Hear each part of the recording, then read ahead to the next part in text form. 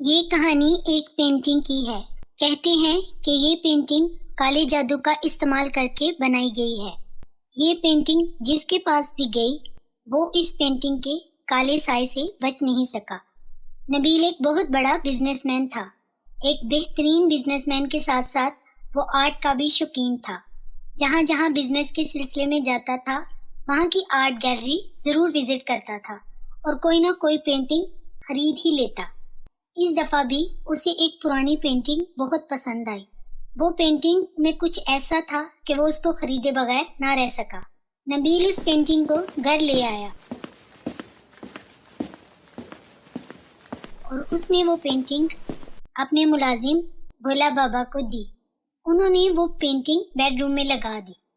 اس نے جب یہ پینٹنگ بائی کی تھی تو اسی وقت سوچ لیا تھا کہ اس پینٹنگ کو وہ اپنے بیڈ روم میں لگائے گا۔ پینٹنگ کو لگا کے وہ کافی سیٹسفائی ہو گیا تھا۔ پینٹنگ میں کچھ تو خاص تھا جو اسے اپنی طرف اٹریکٹ کر رہا تھا۔ جب بھی وہ پینٹنگ پر غور کرتا اسے یوں فیل ہوتا جیسے پینٹنگ الائیو ہو، پر وہ سوچتا کہ شاید یہ اس کی امیجینیشن ہے، اسی لیے وہ اس بات پر زیادہ غور نہیں کرتا تھا۔ اس رات قریب 12 بجے پیاس لگنے سے اس کی آنکھ کھل گئی۔ اس نے روم میں رکھے جگ کی طرف دیکھا تو وہ خالی تھا۔ وہ پانی پینے کے لیے اپنے کمرے سے نکل کے کچن کی طرف بڑھا۔ اس وقت پورے گھر میں سناٹا اور گہرا اندھیرا تھا۔ کچن میں بھی عجیب سا وحشت زدہ ماحول تھا۔ کھانا بھی ویسے ہی پڑا ہوا تھا۔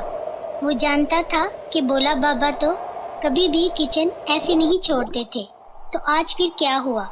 وہ تھوڑا فکر مند ہوا اور پانی پی کے روم میں واپس آ گیا۔ عجیب سی بے چینی تھی، وہ خود نہیں جانتا تھا کہ وہ کیوں اتنا بے چین تھا۔ صبح جب وہ آفس آیا تو ایک اور بری خبر اس کی منتظر تھی۔ اسے کاروبار میں بہت نقصان ہوا تھا۔ اس کے امپلائی بھی پریشان تھے۔ نبیل کی سمجھ میں نہیں آ رہا تھا کہ یہ سب کیا ہو رہا تھا۔ گھر پہ بولا بابا کا بھی کچھ پتہ نہیں تھا۔ وہ بنا بتائے کہیں چلے گئے تھے۔ پہلے تو کبھی ایسا نہیں ہوا تھا۔ وہ پچھلے 20 سال سے اس کے ساتھ تھے اور جب بھی گاؤں جاتے اسے بتا کے جاتے۔ آج بنا بتائے کہاں چلے گئے؟ اس کی سمجھ سے باہر تھا۔ اس نے گھر کی کیئر ٹیکر نمرا سے بھی پوچھا پر انہیں بھی کچھ علم نہ تھا۔ وہ خود بھی پریشان تھی۔ نبیل جب اپنے روم میں آیا تو اسے عجیب گھٹن کا احساس ہوا۔ اسے ایسے لگ رہا تھا جیسے اس کے ارد گرد بہت سی نیگیٹو طاقتیں ہوں۔ انہی سوچوں میں اس کی آنکھ لگ گئی۔ عجیب سی شور سے اس کی آنکھ کھلی، یوں لگ رہا تھا جیسے کوئی جنگلی جانور گھس آیا ہو۔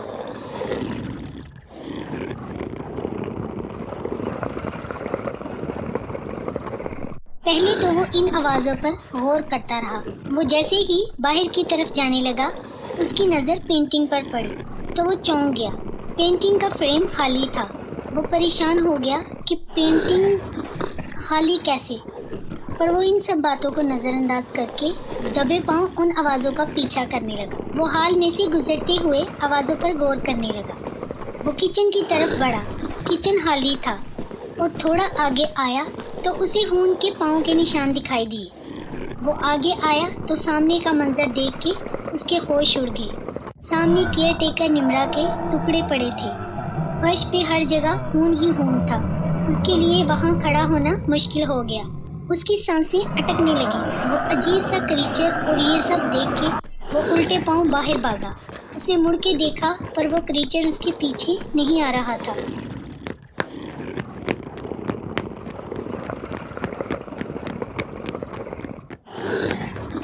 وہ باتھ روم میں پہنچتے ہی وامٹ کرنے لگا اور پھر بے ہوش ہو گیا۔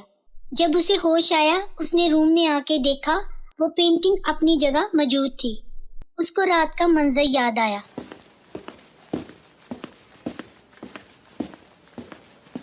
اس نے ڈرائنگ روم میں آ کے ساری بات اپنے دوست کو سنائی۔